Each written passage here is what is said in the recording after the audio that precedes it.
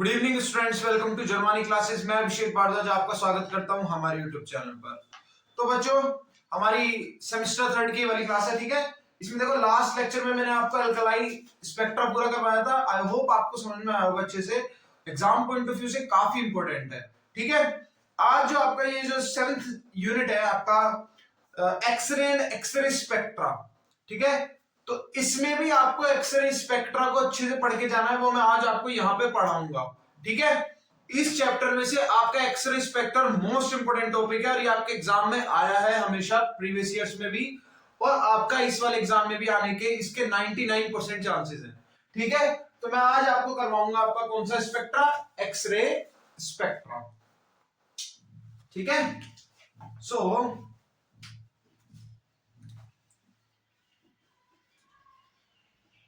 मेरे साथ आप पढ़ रहे हैं बीएससी फिजिक्स की मैं बात कर रहा हूं, ठीक है।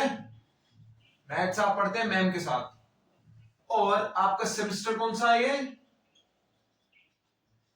थर्ड नहीं, 5th सेमेस्टर, सॉरी बच्चों। ये आपका एक सेकेंड, 5th सेमेस्टर वालों के लिए है, ठीक है। 5th सेमेस्टर के लिए, ठीक है। जिसमें आपकी यूनिट में आज कौन सी करवा रहा हूं? यूनिट आपकी चल रही है 7th, ठीक है। 7th यूनिट चल रही है। तो आज जो मैं आपको करवाऊंगा उसका नाम है क्या? X ray spectra. ये एक्सरे स्पेक्ट्रम, देखो एक्सरे स्पेक्ट्रा या फिर एक्सरे स्पेक्ट्रम बोल सकते हैं। इसको आप कब समझ पाओगे अच्छे से? जब आपको पता होगा कि एक्सरे क्या होती है। देखो क्या हुआ कि एक बार साइंटिस्ट हमारे जो थे मोलस, वो एक्सपेरिमेंट कर रहे थे, ठीक है, ठीक है। या फिर उन्होंने तो बाद में अपना एक लॉ दिया था, ठीक है। एक आपके साइंटिस्ट थे जिनका नाम क्या था?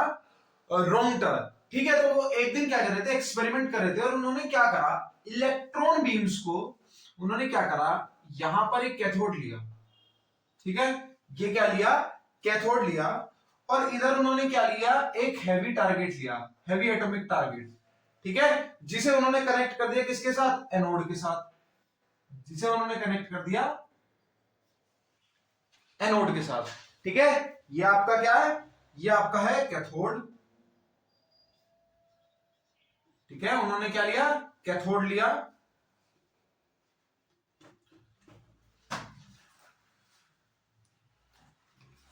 ठीक है। तो ये आपका है क्या? कैथोड, ठीक है। और ये आपका क्या है?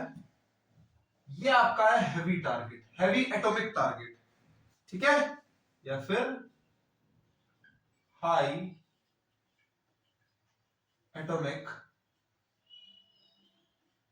टारगेट। ये आपका है हाई एटॉमिक टारगेट। इसको मैं थोड़ा सा इस तरीके से कर देता हूं जो आपको और क्लियरिटी आ जाए, ठीक है।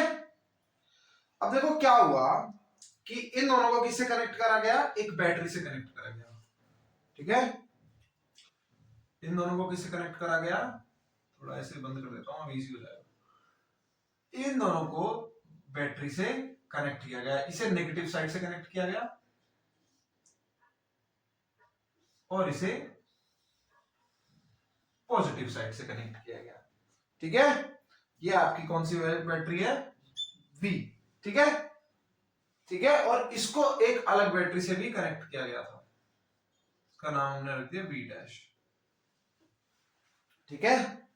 वो अलग चीज है, चलो ठीक है। इसका नाम हमने क्या रख दिया? V डैश, ठीक है।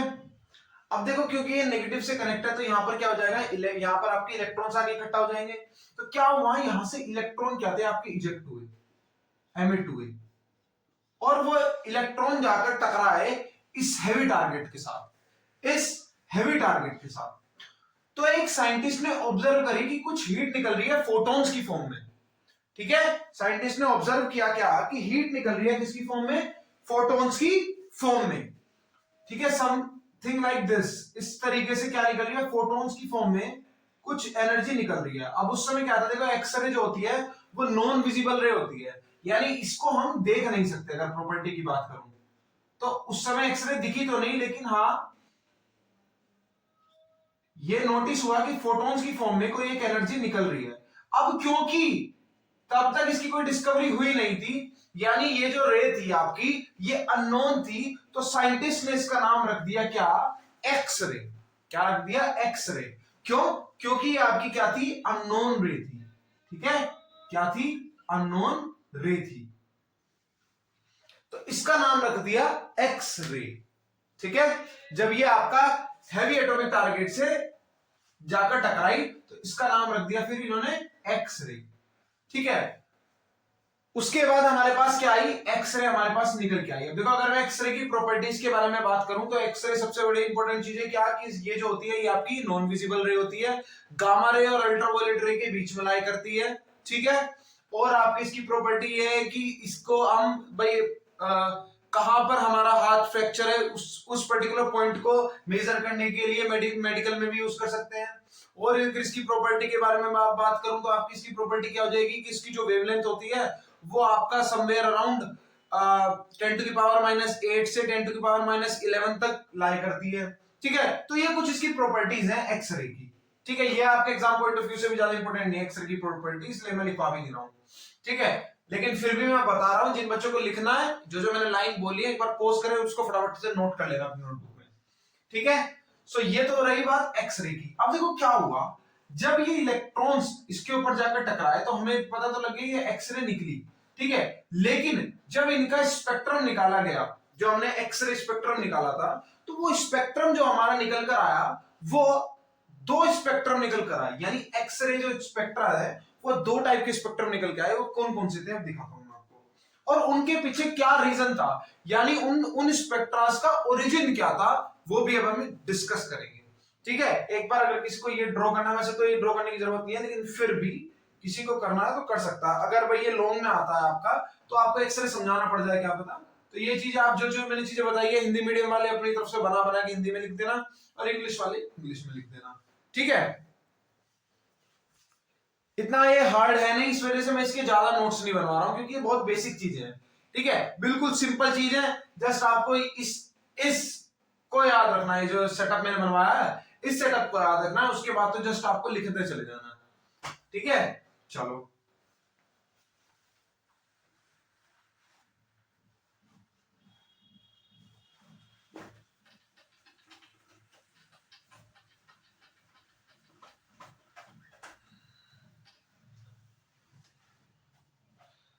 अब देखो, जो हमारे पास दो टाइप के स्पेक्ट्रास आए वो कौन कौन से थे?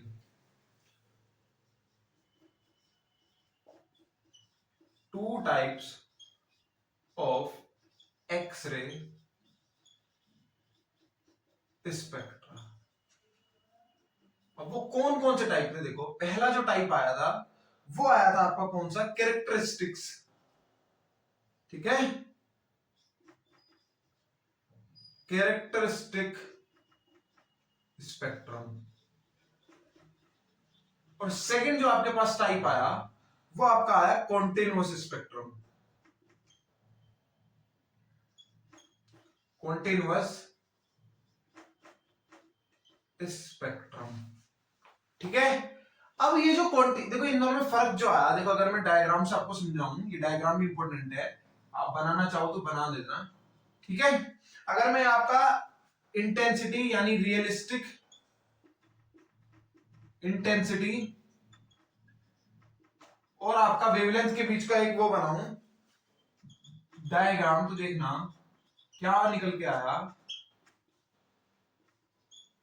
क्या निकल के आया, मान लो यहां पर हम इनको रख देते हैं 0 2 4 6 8 10, इस तरीके से मान लो मैंने यहां रख दिया, और इधर मैंने 0.2 0.4 0.8 1 1.2, ये वेवलेंथ जो है वो नैनोमीटर में दे रखी है मैंने।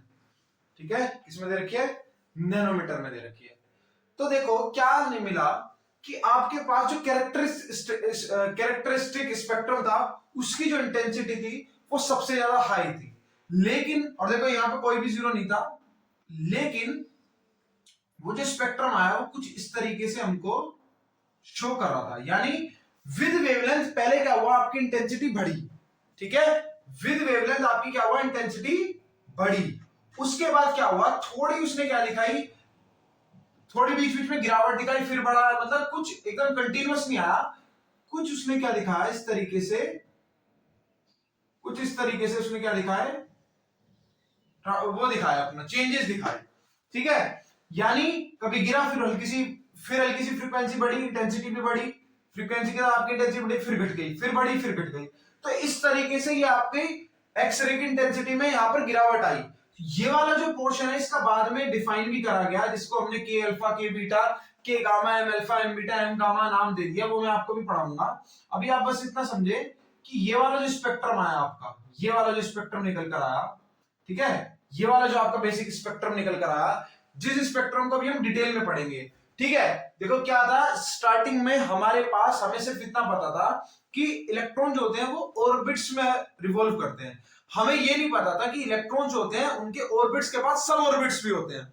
तो ये जो ट्रांजैक्शन हो रहा था, ये जो ट्रांजिशन हो रहा था, ये उन ऑर्बिट्स के सब ऑर्बिट्स में हो रहा था, ठीक है, उनकी सब ऑर्बिट्स में हो रहा था। तो इस वजह से स्टार्टिंग में हम उसको इतने अच्छे से डिफाइन नहीं कर पाए थे, लेकिन बाद में हमने एक वेल डिफाइंड स्ट्रक्चर बना लिया था, ठीक है। तो आज मैं आपको दोनों टाइप के स्ट्रक्चर पढ़ाऊंगा, क्या कि पहले जब हमारे पास सिर्फ हमने ऑर्बिट्स के बेस पर समझाया था, और फिर हमने जब उसका वेल डिफाइंड स्ट्रक्चर बनाया था, ठीक है। तो ये वाला जो था, ये आपका क्या था, ये आपका था कैरेक्टरिस्टिक, क्या आपका था, कैरेक्टरिस्टिक स्पेक्ट्रम। और हमने देखा कुछ स्पेक्ट्रम आपके आए सिंपल ये वाले, ठीक है, इनको नाम दिया क्या, कॉन्टिन्यूअस, कॉन्टिन्यूअस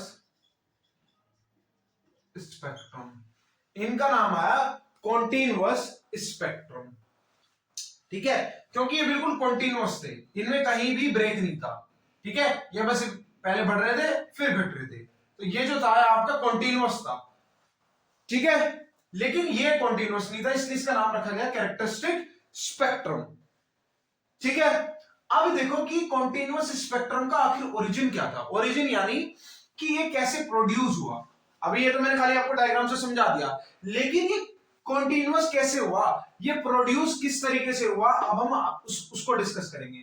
और फिर बाद में हम डिस्कस करेंगे कि कैरेक्टरिस्टिक स्पेक्ट्रम के पीछे क्या रीजन था, ठीक है। फिर हम इसका एक वेल डिफाइंड स्ट्रक्चर भी पढ़ेंगे, ठीक है। चलो ये नोट करना चाहे तो कर लो, ठीक है। तो हेडिंग डालो ओरिजिन ऑफ कॉन्टिन्यूअस स्पेक्ट्रम, पहले हम कॉन्टिन्यूअस स्पेक्ट्रम का पढ़ेंगे ओरिजिन, ठीक है। सो हेडिंग डालो क्या, origin of continuous spectrum, origin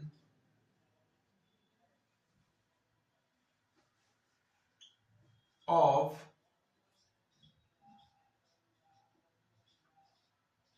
continuous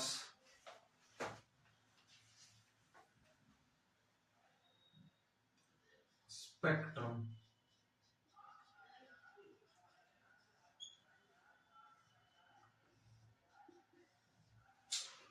ठीक है, कॉन्टिन्यूअस स्पेक्ट्रम का। अच्छा एक बात बताओ, एक और चीज थी बच्चों, कई बच्चे बोल रहे हैं कि अभी आपका 25 को, मुझे पता है 25 को आपका एग्जाम है, ठीक है, 25 को आपका एग्जाम है पेपर 1 का, वो चीज मेरे को पता है, और आप सभी बोल रहे हैं कि सर इंपॉर्टेंट क्वेश्चन एक बार पेपर 1 के करवा दो। तो बच्चों बस आपका आज हो जाएगी 21 और 22 है ना आज, हाँ, तो क्या बोलते हैं, इसके बाद 23 को आपकी मैं क्लास निकालूंगा, जहां पर मैं आपको सिर्फ और सिर्फ इंपॉर्टेंट क्वेश्चन बता दूंगा पेपर 1 के, ठीक है। फिर आपके पास 24 होगा, प्रिपेयर करना, और 25 को अच्छे से देना, उसके लिए ऑल द बेस्ट, ठीक है। अब इस पर आ जाओ, ओरिजिन ऑफ कॉन्टिन्यूअस स्पेक्ट्रम पे, ठीक है, कि कॉन्टिन्यूअस स्पेक्ट्रम का ओरिजिन क्या था। आप देखो जो जो चीजें मैं बताऊंगा उसको अच्छे से आप नोट करते रहना, पॉज कर करके अपनी लैंग्वेज में बनाना। देखो क्या होगा, मान लो वो जो आपके पास हैवी एटॉमिक टारगेट था भाई, वो इस तरीके से था, ये आपका क्या, न्यूक्लियस, और ये आपकी क्या है, इलेक्ट्रॉन शेल, या फिर इलेक्ट्रॉन की ऑर्बिट्स, ठीक है, जिसके पास क्या है, इलेक्ट्रॉन्स है ना, जिसके पास क्या है, इलेक्ट्रॉन है।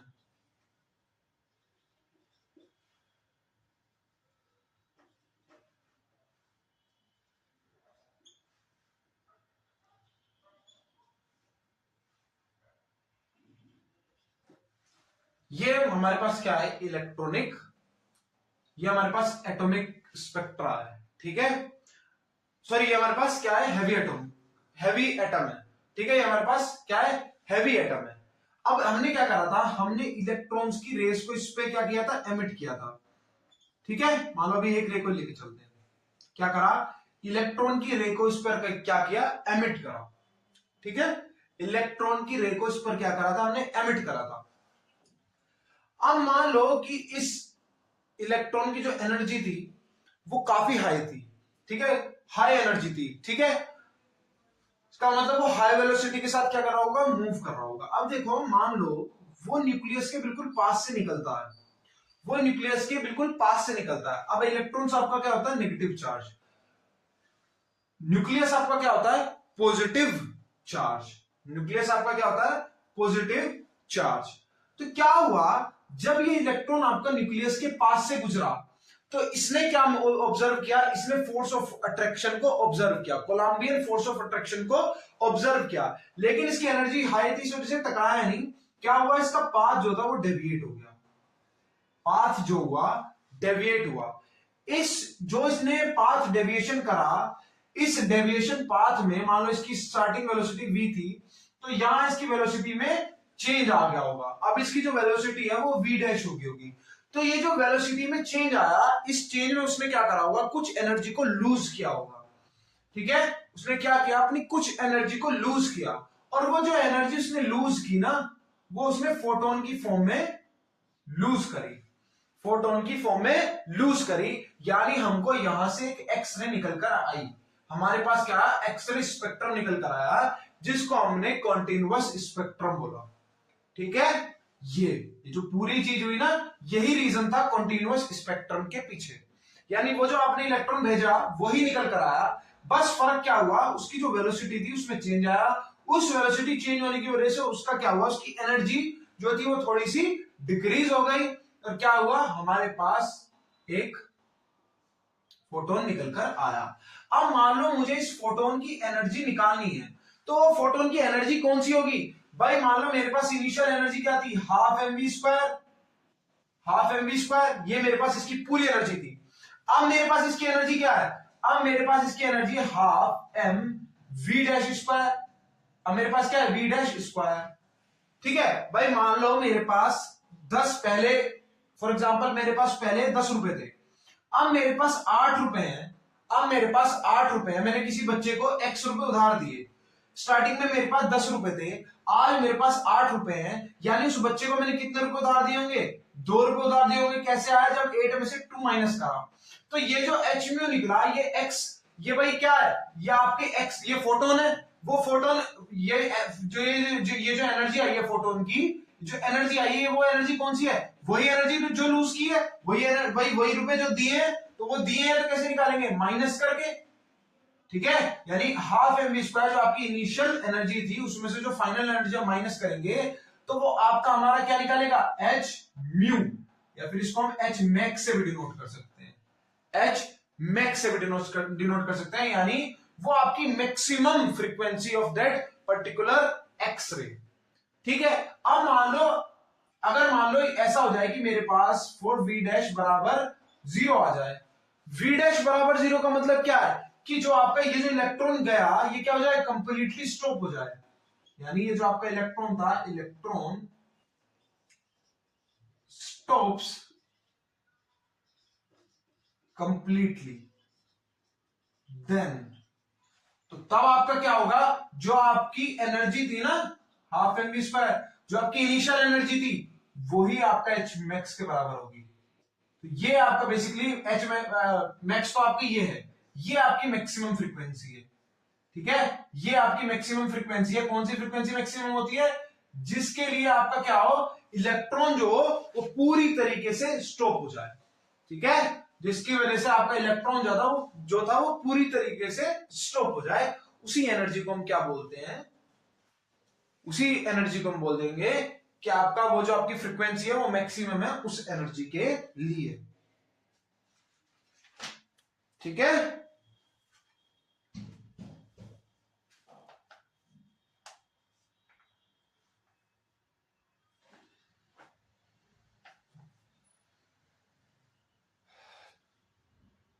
हो गया बच्चों। अब हम चलेंगे किस पर, origin of characteristic spectrum. Origin of characteristic spectrum, अभी देखो इसकी हमें जरूरत पड़ेगी, जो हमने बनाया है ना इसकी हमको पड़ेगी जरूरत। ओरिजिन ऑफ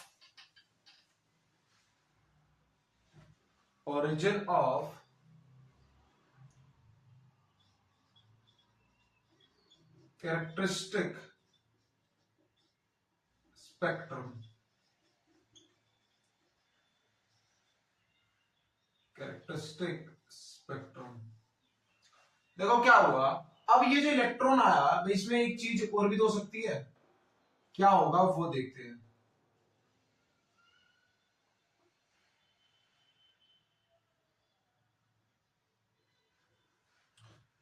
ठीक है, एक सेकंड रुक जाओ बस, एक सेकंड रुक जाओ बच्चों, बस इसको मैं ड्रॉ कर दूं अच्छे से, है ना।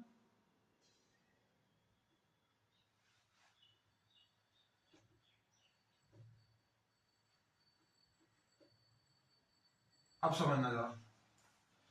अब देखो ये मेरे पास क्या है, वापिस से मेरा हैवी एटॉमिक टारगेट है। ठीक है, ये मेरे पास क्या है, हैवी एटॉमिक टारगेट है। अब मान लो वो जो इलेक्ट्रॉन भी मेरे पास आई वो आके इस इलेक्ट्रॉन पर टकराई। ठीक है, वो जो मेरे पास इलेक्ट्रॉन आया, हैवी एनर्जी वाला इलेक्ट्रॉन आया, वो इस इलेक्ट्रॉन पर आके टकराया। अब इस इलेक्ट्रॉन की एनर्जी इतनी हाई है, इस इलेक्ट्रॉन की एनर्जी इतनी हाई है कि ये जिस इलेक्ट्रॉन पर टकराया उसे क्या किया, इसकी शेल से निकालकर बाहर ले गया। यानी क्या हुआ कि ये वाली जो आपकी शेल थी ये क्या होगी, एम्प्टी होगी। ये वाली जो आपकी शेल थी ये क्या हो गई, एम्प्टी होगी इसकी वजह से। थोड़ा मैं इसको अच्छे से बताता हूं, एक सेकंड रुको जरा। देखो समझना आप जरा, देखो ये आपका हैवी न्यूक्लियाई है। अब आपकी शेल कौन कौन से होते हैं, के, एल, एम और एन। ठीक है, यही होती है आपकी शेल्स, के, एल, एम, एन। ये तो आपको सभी को पता है, के, एल, एम, एन शेल होती है हमारी, है ना। के, एल, एम, एन शेल होती है हमारी। अब देखो क्या हुआ, मान लो ये मेरे पास कौन सी शेल है, के, एल, एम, एक्स्ट्रा बन गई क्या, अच्छा तो एटम के लिए थी, ये तो एटम को दिखाने के लिए था। चलो, के, एल, एम, एन। अब देखो क्या हुआ, मान लो इलेक्ट्रॉन वो आया और इस इलेक्ट्रॉन को लेकर अपने साथ चला गया। तो यहां पर क्या हुआ, अब यहां पर क्या हुआ, देखो इस तरीके से वो इलेक्ट्रॉन आया और इसको लेकर चला गया। अब इसके पास भी आपके क्या थे, इलेक्ट्रॉन्स थे।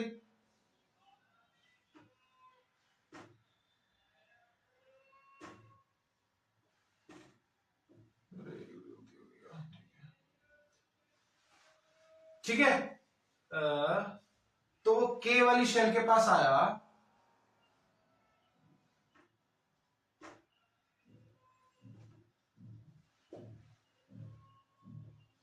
के वाली शेल के पास आया और क्या गया, जो उसके पास एक सिंगल इलेक्ट्रॉन था उसको लेकर अपने साथ चला गया।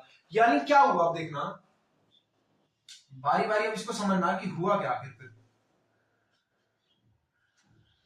ये आपकी के, आपकी एल, ये एम और ये आपकी एन। ठीक है, अब समझना, ये वाला जो इलेक्ट्रॉन था इसकी जगह पर क्या होगी, वैकेंसी होगी, क्योंकि ये इलेक्ट्रॉन तो क्या था, उड़ गया। ठीक है, ये इलेक्ट्रॉन क्या था, उड़ गया। ठीक है, तो देखो क्या होगा इस केस में क्या होगा, देखो बाहर ये आपकी के थी, ये एल, ये एम, ये एन। अब के पास आपका एक इलेक्ट्रॉन रहता है, एल के पास आपके दो इलेक्ट्रॉन रहते हैं ना। ठीक है, के पास आपके दो रहते हैं हालांकि, के शेल में 2, फिर यहाँ 6 रहते हैं। चलो उससे मैटर नहीं करता, अभी थोड़ी देर के लिए ऐसे समझो, बस इतना ही मैं नोट करके बताता हूँ। देखो इसके पास भी इलेक्ट्रॉन्स होंगे, इसके पास भी इलेक्ट्रॉन्स होंगे कुछ, और इसके पास भी कुछ इलेक्ट्रॉन्स होंगे। भाई हर, आपको पता है हर ऑर्बिट में इलेक्ट्रॉन्स रिवॉल्व करते हैं, ये चीज तो आपको पता ही है।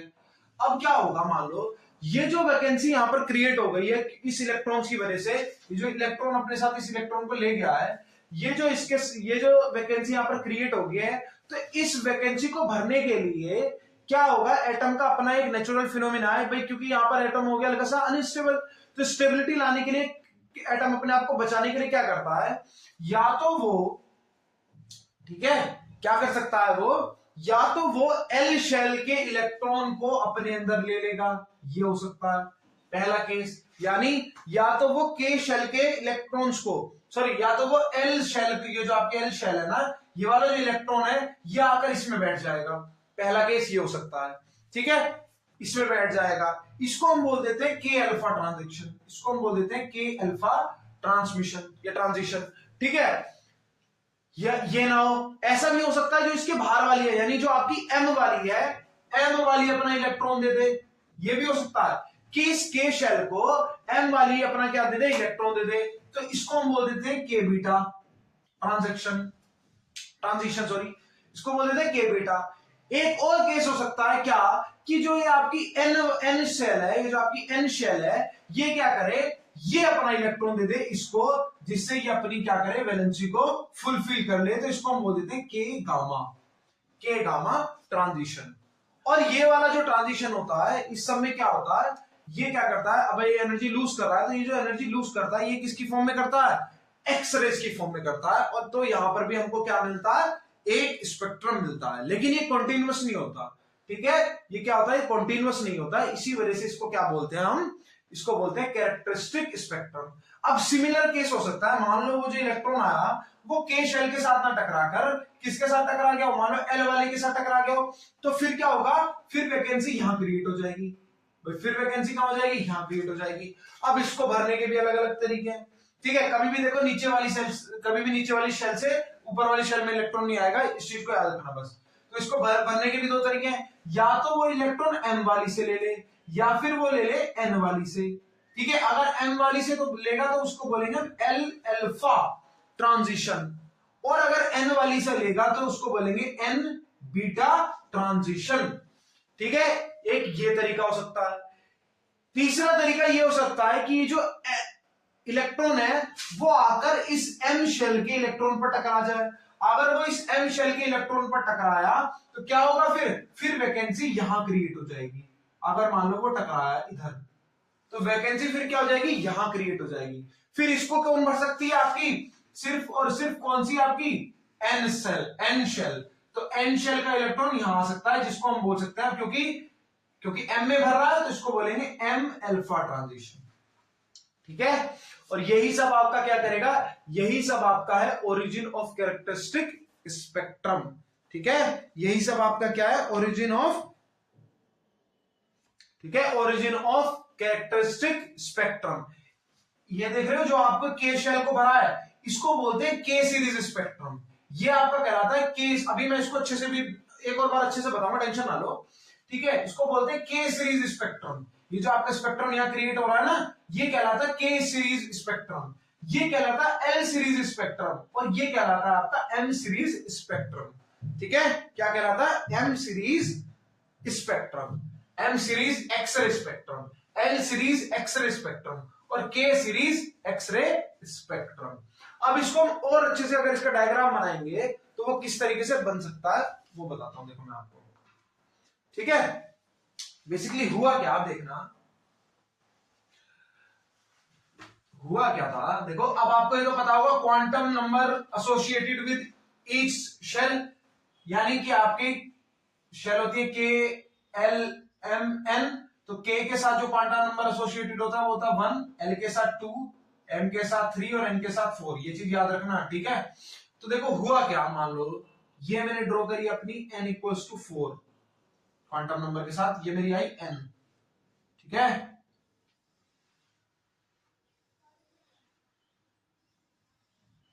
ठीक है, तो ये n equals to 3, n equals to 2 और n इक्वल्स टू 1, या फिर k l m और n। ठीक है, ये हो सकता है। ठीक है, तो पहला केस क्या बना था कि मान लो यहां पर दिक्कत आई तो इस k से इस l से इस k में ट्रांजिशन हो जाए, इस k से और इस k और l इसके बीच में हो जाए, तो इसको हमने बोल दिया k अल्फा ट्रांजिशन। ठीक है, जहां पर n इक्वल्स टू 2 से n इक्वल्स टू 1 में ट्रांजिशन हो। एक हो सकता है क्या, ये n इक्वल्स टू 3 से n इक्वल्स टू 1 में। ये चीजें याद रखना, क्या n इक्वल्स टू 3 से n इक्वल्स टू 1 में। जब इसका हम फाइन, अभी तो ये देखो जो मैं अभी आपको पढ़ा रहा हूं ना, तब तक हमारे पास सब शेल की डिस्कवरी नहीं हुई थी, तो हमारे पास ये फाइन स्ट्रक्चर नहीं है। लेकिन जब मैं आपको फाइन स्ट्रक्चर ऑफ ये कैरेक्टरिस्टिक स्पेक्ट्रम पढ़ाऊंगा ना, तो वहां पर आपको ये चीजें याद भी रखनी है। 3 equals to n equals to 3 से n इक्वल्स टू 1, और इसको बोल दिया गया k बीटा। और आपका एक हो सकता है n इक्वल्स टू 4 से n इक्वल्स टू 1, इसको बोल दिया गया k गामा। और ये जो मेरे पास सीरीज निकल कर आई, इसको बोला गया k सीरीज। इसी तरीके से क्या हो सकता है, इसी तरीके से आपका हो सकता है क्या, जब आपका n इक्वल्स टू 2 में इलेक्ट्रॉन मिस हो जाए तो क्या हो सकता है, पहला केस हो सकता है भाई ये वाला ट्रांजिशन हो जाए, और दूसरा हो सकता है कि n इक्वल्स टू 4 से n इक्वल्स टू 2 में इलेक्ट्रॉन आ जाए। ठीक है, ये आपका कहलाता है a अल्फा और ये आपका कहलाता है a बीटा। और ये जो आपके पास सीरीज निकल कर आती है, इस सीरीज को हम बोल देते हैं क्या, L सीरीज। सिमिलरली यहां अगर कुछ दिक्कत आई तो आपका ये छोड़ देता है, इसको हम बोल देते हैं m अल्फा ट्रांजिशन। और ये आपका क्या कहलाता है, ये आपका कहलाता है m सीरीज। ठीक है, ये आपका क्या कहलाता है, m सीरीज। ठीक है, अब हम इसका फाइन स्ट्रक्चर पढ़ेंगे, यानी अब हम घुसेंगे इसकी सब शेल्स में। ठीक है, और वही आपका लास्ट टॉपिक होगा। तो इस चीज को अच्छे से याद रखना बच्चों, आई होप कि बिल्कुल क्लियर हो गया होगा अब तो आपको। ठीक है, तो अब हम इसमें कहां पर जाएंगे, इसके फाइन स्ट्रक्चर में जाएंगे। अब हेडिंग डालो क्या, fine structure of x ray. Fine structure of x ray. ठीक है, यानी एक्सरे का हम फाइन स्ट्रक्चर पढ़ेंगे। ठीक है, तो बारी बारी चलेंगे। यानी अगर मान लो मैं लूं 4 n इक्वल्स टू 1, अब मेरे पास, अब मैं जाऊंगा सब शेल्स के लिए। अब यहां पर मैं फाइन स्ट्रक्चर में सब शेल्स को पकड़ूंगा, तो मैं थोड़ा सा आपका angular momentum, spin quantum number, ये सब लगाऊंगा। ठीक है, तो अगर मैं n इक्वल्स टू 1 के लिए जाऊंगा, ठीक है, n इक्वल्स टू 1, कोड, कुछ कोड्स याद रखना। कौन कौन से कोड्स आपको याद रखने, कैसे कि जो आपका, अगर मैं किसकी बात करूं, L की बात करूं, तो L आपका क्या हो सकता है, 0 1 2 3।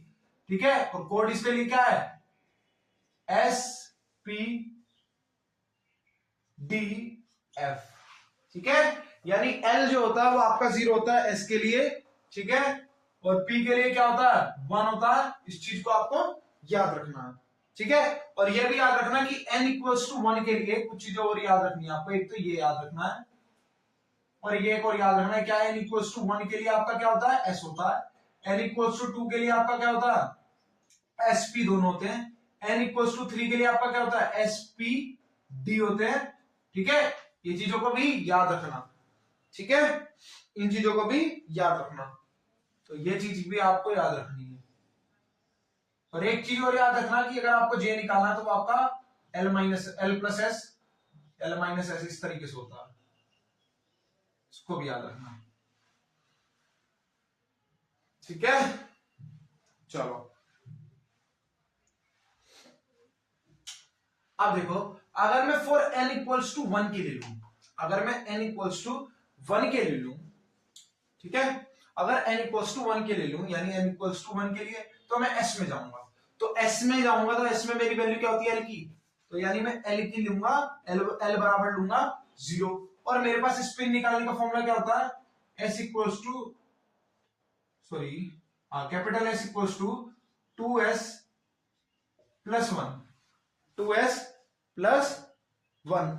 ये मेरे पास क्या है, ये मेरे पास फॉर्मूला है किसे निकालने का, मल्टीप्लिसिटी को निकालने का। ठीक है, तो देखो यहाँ पर अगर n इक्वल्स टू 1 के लिए, या फिर हम कोई भी सब शेल में जाए, हमारे पास स्पिन जो होती है वो क्या होती है, अगर पॉली एक्सक्लूजन प्रिंसिपल को फॉलो करेंगे, s की वैल्यू होती है आपकी 1/2। ये चीज तो आपको पता ही है कि आगे s की वैल्यू होती है आपकी 1/2। ठीक है, तो यहां से अगर मैं आपकी j की वैल्यू निकालूंगा तो मेरे पास j की वैल्यू क्या निकल के आएगी, l बराबर 0 प्लस 1/2। तो j की वैल्यू आपकी क्या निकल के आएगी, 1/2। j की वैल्यू आपकी क्या निकल के आएगी, 1/2। ठीक है, j की वैल्यू आपकी क्या निकल के आएगी, 1/2। तो ये आपका n इक्वल्स टू 1 किसके लिए था, k सब शेल के लिए था। सो तो आपके पास जो स्टेट निकल के आएगी, स्टेट जो आपके पास निकल के आएगी वो क्या होगी। अब देखो मल्टीप्लिसिटी निकालते हैं भाई, स्पिन रखो यहां पर आप 2 इंटू 1/2 प्लस 1 आपका क्या जाएगा 2, तो यानी 2s, और ये आपकी क्या निकल के आई, j की वैल्यू 1/2। तो ये मेरे पास निकल के आई है मेरी पहली स्टेट। ठीक है, इसको मैं बोल सकता हूं, ये मेरी जो स्टेट निकल कर आई है इसको मैं रिप्रेजेंट कर सकता हूं k1 से, k1 से।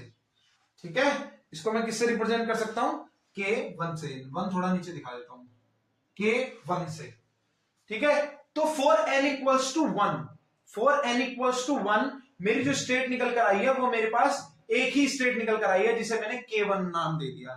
ठीक है, ये मेरी स्टेट निकल कर आई है, अभी ये आई है मेरी फर्स्ट स्टेट निकल कर। ठीक है, ये मेरे पास क्या आई है, मेरी फर्स्ट स्टेट निकल कर।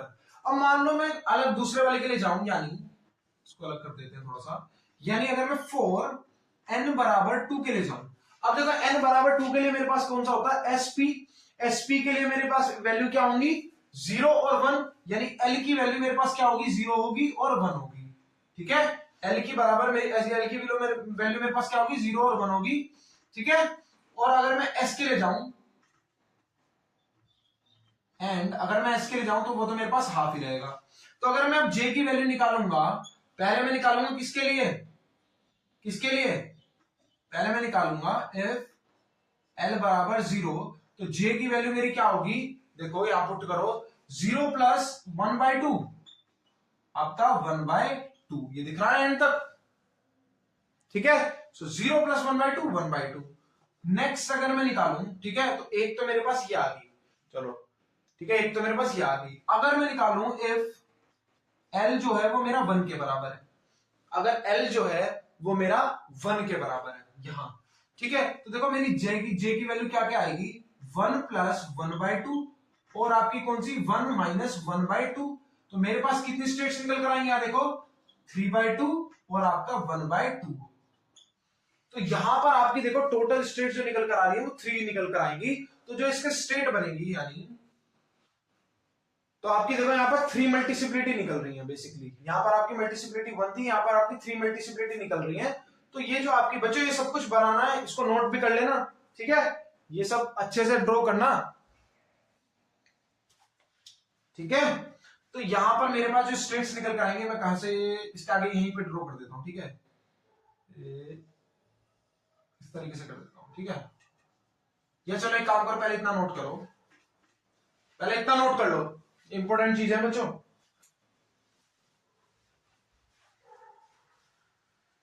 ठीक है, तो अगर मैं यहां पर स्टेट्स की बात करूं, मेरी स्टेट्स कितनी निकल कर आएंगी, तो देखना, मैं स्टेट्स की बात करूं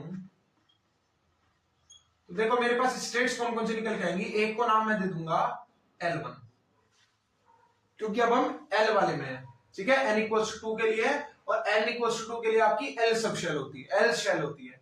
तो एक को नाम मैंने दे दिया L1, तो L1 मेरी क्या आएगी, L1 मेरी आएगी 2s 1/2।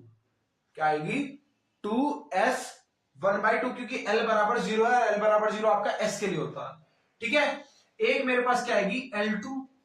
अब मैं L इक्वल्स टू 1 के लिए जाऊंगा तो मेरे पास P आएगी, P2, एक आएगी 1/2, और एक L3 मेरे पास क्या आएगी 2P 3/2। तो ये मेरे पास कितनी स्टेट्स निकल कर आई, टोटल 3 स्टेट्स निकल कर आई। ठीक है, 2s 1/2, 2p 1/2, 2 3 1/2। ठीक है, ये निकल कर आई। यहां तक किसी को कोई डाउट? ठीक है, यहां तक आई होप आपको किसी को भी कोई डाउट नहीं होगा। अब हम लास्ट में अपने पास चलते हैं, किसके लिए, इसको मैं हटा देता हूं क्या। अब हम चलेंगे फॉर n बराबर 3 के लिए, और n बराबर 3 के लिए आपकी एसपीटी होता है, यानी जो आपकी एल की वैल्यू होगी वो 0, 1 और 2, ये 3 वैल्यू होंगी। ठीक है, 0, 1 और 2, और हम l इक्वल्स टू 0 और l इक्वल्स टू 1 के लिए देखकर आ ही चुके हैं, वो हमारे पास क्या आई है। अगर हम देखें क्या कि इफ l इक्वल्स टू 0 था, तो मेरे पास जो स्ट्रेट निकल कर आ रही थी वो क्या आती है, l इक्वल्स टू 0 के लिए मेरे पास क्या निकल कर आ रही थी। ठीक है, l इक्वल्स टू 0 के लिए मेरे पास j की वैल्यू क्या आ रही थी, 1/2। ठीक है, और अगर मेरे पास l बराबर 1 था तो मेरे पास क्या निकल के आ रही थी, j की वैल्यू 1/2 और आपका 3/2। इसी तरीके से अगर मेरा l इक्वल्स टू क्या होगा, 2 होगा, तो जो j की वैल्यू मेरे पास निकल कर आएगी, l इक्वल्स टू 2 के लिए जो मेरे पास j की वैल्यू निकल कर आएगी वो क्या होगी, देखो 2 + 1/2 और आपका 2 - 1/2, यानी कौन कौन सी आएगी, 3/2 और आपका 5/2, ये दो वैल्यू निकल कर आएगी। तो यहां पर कितनी मल्टीसिप्लिटी आई, 1, 2, 3, 4 एंड 5। कितनी मल्टीसिप्लिटी आई, 5 मल्टीसिप्लिटी आई। यानी अब मैं यहां पर नाम दूंगा, ये देखो ये आपका आएगा आपका एम शेल के लिए, तो नाम दूंगा मैं इसको M1 बराबर, तो M1 मेरे पास क्या आ जाएगा 2। अब ये हम देख रहे हैं इक्वल टू 0 के लिए, तो S1/2, M सेकेंड बराबर 2P 1/2, M थर्ड बराबर 2P 3/2, M फोर्थ बराबर 2। अब ऐसे l इक्वल्स 2 के लिए चलेगा, l इक्वल्स 2 के लिए हमारा है d, सो 2d 3/2, और m फिफ्थ हमारा क्या आ जाएगा 2d 5/2। ठीक है, ये चीज आपको पता ही है क्या, कि जो आपकी m सब शेल होती है उसके पास आपके पास d सब शेल तक इलेक्ट्रॉन्स होते हैं, ये आपको पता ही है ना भाई। m के पास आपके पास m के लिए आपके पास d तक सब शेल्स होती हैं। ठीक है भाई, आपको पता ही है कि 2 के लिए आपकी s चलती है 2 इलेक्ट्रॉन्स के लिए, 6 तक आपकी p चलती है ना। और जहां पर ही आपके क्या हो जाए, जहां पर आपके क्या हो जाए 18 हो जाए, वहां आपकी यानी 6 से ज्यादा हो जाए वहां आपकी d चलती है ना, ये चीज आपको पता ही है। ठीक है, और m इलेक्ट्रॉन्स में आप m शेल्स में आपको कितने इलेक्ट्रॉन्स बताए थे, 18 ही तो बताए थे, है ना। तो वहां पर आपकी डी ऑटोमेटिक आनी ही थी, और यहां हमने प्रूफ भी कर दिया डी आएगी। ठीक है, तो इन चीजों को बस ध्यान रखना। तो अगर मैं अब जो मेरे पास ये स्टेट्स आई हैं, इन स्टेट्स के बेस पे एक फाइन स्पेक्ट्रम बनाऊं, तो वो स्पेक्ट्रम किस तरीके से बनेगा आप देखना। अब हम बनाएंगे एक फाइन स्पेक्ट्रम। क्या बनाएंगे बच्चों, एक फाइन स्पेक्ट्रम। ठीक है, एक फाइन स्पेक्ट्रम बनाएंगे, यहां पर इस तरीके से लाइन कर दो ड्रॉ।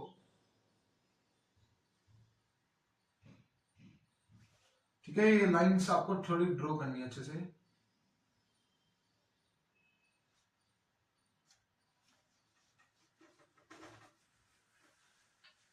मान लो पहली ये लाइन में जो ड्रॉ कर रहा हूं ये एम शेल के लिए ड्रॉ कर रहा हूं, सबसे ऊपर हमारी। अब हम देखो, अभी हमने एक अनडिफाइंड करा था, अब हम एक फाइन करेंगे, तो यहां पर मेरे पास एम की कितनी वाई है, मल्टीसिप्लिटी 5, तो मैं 5 लाइंस को ड्रॉ करूंगा। ठीक है, 1, 2, 3, 4 एंड मेरी 5। ठीक है, और थोड़ा सा गैप देकर मैं एल के लिए ड्रॉ करूंगा, और एल के लिए मेरी मल्टीसिप्लिटी आई थी 3, यानी 1, 2, 3, और थोड़ा सा गैप देकर यहां मेरी आएगी के की। ठीक है, यहां मेरे पास किसकी आ गई, के की। थोड़ा डार्क कर देता हूं।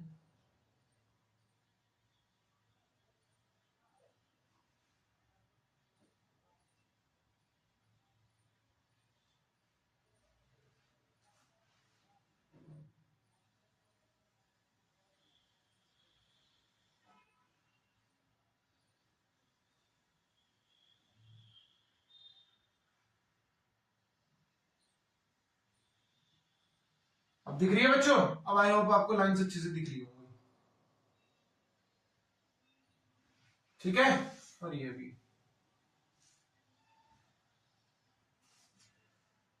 चलो अब देखो, ये जो है ये मेरी है एम शेल के लिए। ठीक है, इधर मैं लिख सकता हूं क्या, ये मैं अगर ड्रॉ करना चाहूं तो यहां पर ये मैं बता दूं क्या किसके लिए, ये मेरे आया है फॉर के शेल। ठीक है, यहां पर लिख दो क्या, फॉर एल शेल, एंड ये लिख दो फॉर एम शेल। ठीक है, फॉर एम शेल। ठीक है, या फिर आप इस तरीके से लिख सकते हो फॉर एन बराबर 3, एन बराबर 2, एन बराबर 1 के लिए। ठीक है, अब जो स्टेट्स मेरे पास निकल के आई थी वो क्या आई थी, 2s 1/2 ये आई थी, है ना, 2s 1/2। इधर आई थी 2s, इधर आई थी 2s 1/2, 2s 1/2, 2p 1/2 और 2p 3/2। और इधर आपकी क्या निकल के आई थी, 2s 1/2, 2p 1/2, 2p 3/2, 2d 3/2 और आपकी 2d 5/2, यही निकल कर आई थी। ठीक है, यही आपकी निकल के आई थी। अब देखो ये हम शेल की सब सेल्स में आ गए हैं, ये है आपका फाइन स्ट्रक्चर। ठीक है, क्या आ गए हैं, शेल की सब शेल्स में आ गए हैं। ठीक है, सेल की सब सेल्स में आ गए हैं। ठीक है, अब देखो, अब हमको क्या दिखाना है, ट्रांजिशन जो आपका अल्फा बीटा गामा का है, उसके लिए हमको सिलेक्शन रूल्स को ध्यान में रखना है बस। और वो सिलेक्शन रूल क्या है वो मैं इधर बता देता हूं। जो मुझे ट्रांजिशन के लिए सिलेक्शन रूल ध्यान में रखने हैं,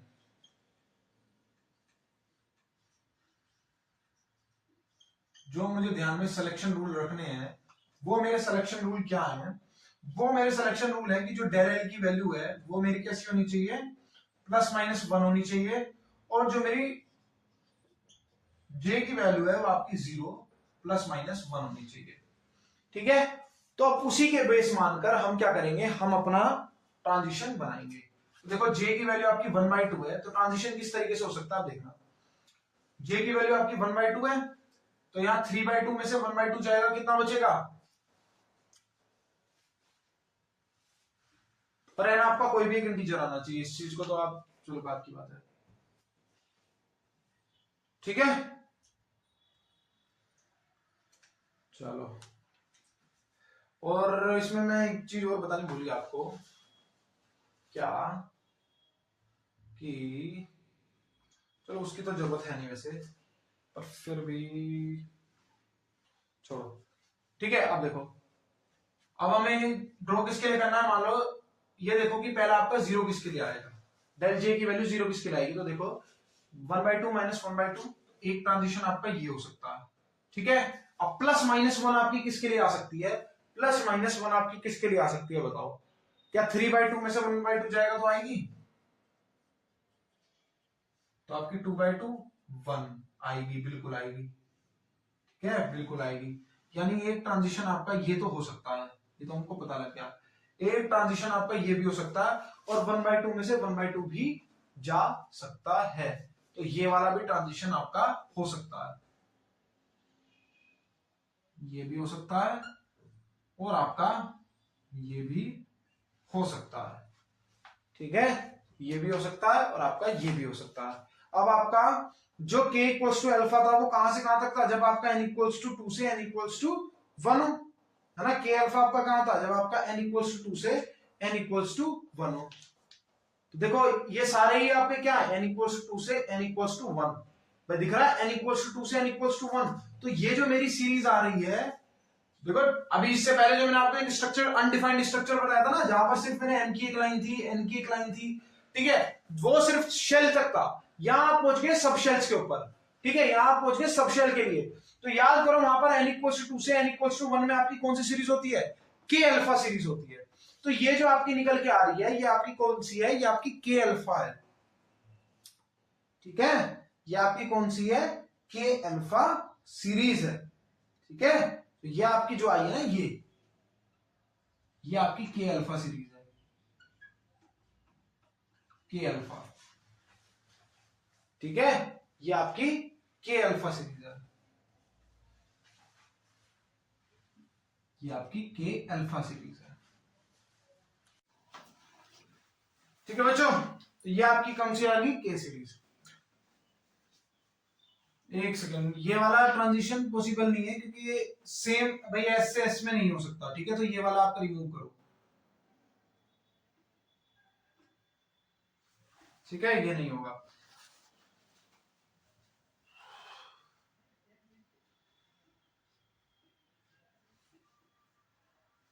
ठीक है, तो ये आपका कौन सा आया, के अल्फा, ठीक है। अब देखो ये दो आ रही है, एक का नाम इसलिए हम रख देंगे क्या, ये हो जाएगी आपकी कौन सी, ये हो जाएगी आपकी के, ये हो जाएगी आपकी, कहां गया, तो ये हो जाएगी आपकी कौन सी, के अल्फा 1 और ये आपकी हो जाएगी के अल्फा 2, ये आपकी कौन सी हो जाएगी, के अल्फा 1, एक हो जाएगी आपकी के अल्फा 2, ठीक है। आई होप यहां तक आपको ज्यादा कुछ डाउट होगा नहीं।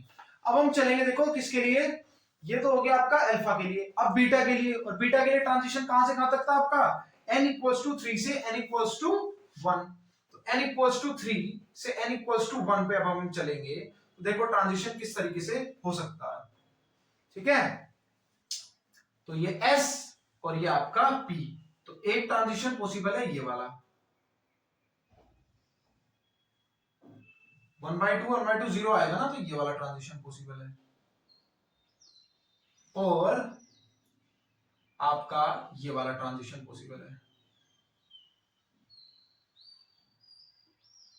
ठीक है। तो ये जो आपकी सीरीज आ रही है ये आपकी कौन सी आएगी बच्चों, ये आपकी आई है बीटा वाली, ठीक है। तो इसका नाम हम रख देंगे क्या, के बीटा 1, और इसका नाम हम रख देंगे क्या, के बीटा 2, ठीक है। तो ये के वाली तो पूरी, अगर मान लो मेरे को एल सीरीज निकालनी है, तो एल सीरीज के लिए हम कहां से कहां चलते थे, सबसे पहले हम मान लो एल अल्फा के लिए चलते थे, तो एल अल्फा के लिए हम कहां चलते थे, एल अल्फा के लिए हम चलते थे बच्चों कहां पे, n इक्वल्स टू 3 से n इक्वल्स टू 2, तो देखते हैं n इक्वल्स टू 3 से भाई l की वैल्यू कब मिलेगी, जब ऊपर से ट्रांजैक्शन हो रहा होगा l में, तो n इक्वल्स टू 3 से n इक्वल्स टू 2 में देखते हैं हम, ठीक है, n इक्वल्स टू 3 से n इक्वल्स टू 2 में देखते हैं।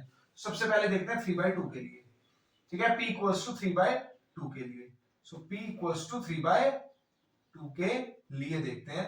तो ट्रांजैक्शन आपका एक तो ये हो सकता है 3/2 0 हो जाएगा, ये वाला ट्रांजैक्शन पॉसिबल है बिल्कुल, और ये वाला भी पॉसिबल है, ठीक है। अब 1/2 के लिए देखते हैं, सो आपका ये वाला भी पॉसिबल है, p के लिए तो नहीं होगा है ना, 1/2 3/2 ये वाला पॉसिबल है,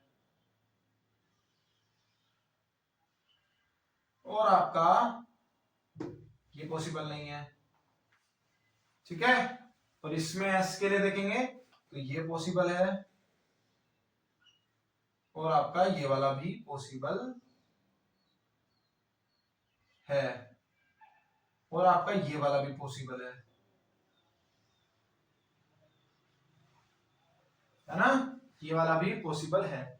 और बच्चों ठीक है, ठीक है, ये वाला भी आपका पॉसिबल है। कितनी लाइंस आई, 1 2 3 4 5 6 7 आनी चाहिए।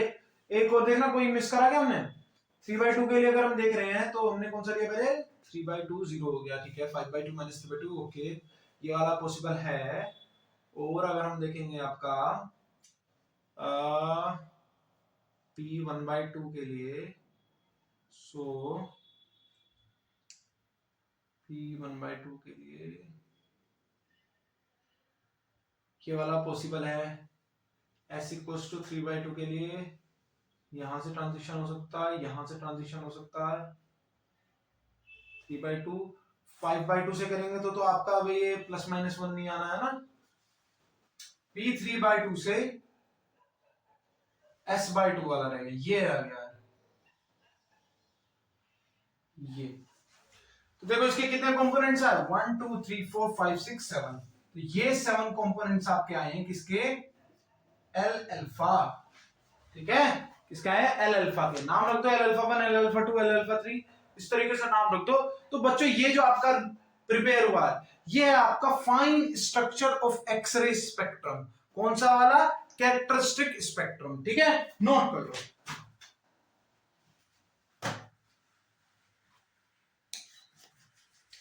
ठीक है बच्चों, तो इसको प्लीज आप अच्छे से पढ़ के जाना, क्योंकि आपके एग्जाम में ये 99.99% आएगा, ठीक है, तो इसको बहुत अच्छे से पढ़ के जाना, ठीक है। अब आपका बस कल ये मेरे ख्याल से कल आपका पूरा ये खत्म हो जाएगा, स्पेक्ट्रोस्कोपी वाला, क्वांटम एंड स्पेक्ट्रोस्कोपी, ठीक है, लेजर फिजिक्स वाला, और हम अपना फिर आपका जो इंपोर्टेंट क्वेश्चन है उनको शुरू कर देंगे, ठीक है। सो फिर आज के लिए इतना ही रखेंगे, थैंक यू वेरी मच।